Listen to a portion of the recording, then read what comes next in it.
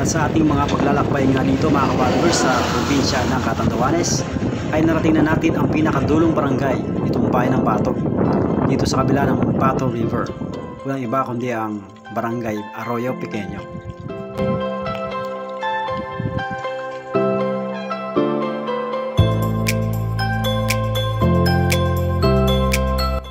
At ayan, talaga ng mga mapapawaw ka sa ganda ng tanawin. Grabe mga kabalagers. Breathtaking.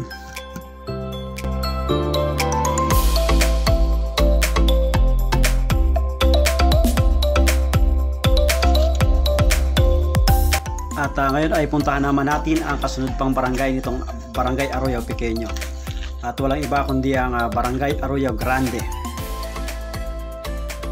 Ang Arroyo Grande po mga kabalagers ay sakop na ng bayan ng San Miguel.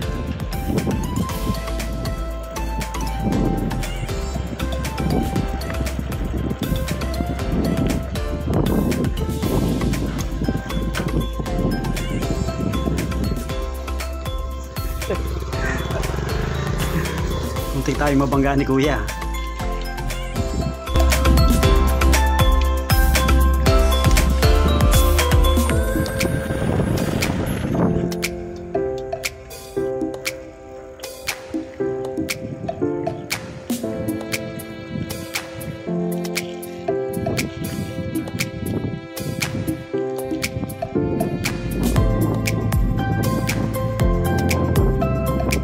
At siguro sa mga next days ay magmo-motovlog po tayo dito sa Barangay Arroyo kasi hindi nga po nakukuhanan ng maganda masyado dito sa bike kasi magalaw po eh.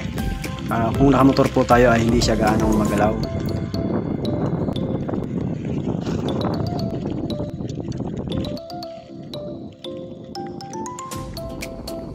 At ayan mga kabalagers, kanina pa natin binabaybay itong napakalawak at napakalaking mga taniman dito sa Barangay Arroyo Grande. Ang barangay pong ito ay ang unang barangay na sakop ng San Miguel dito po sa kabila ng ilog.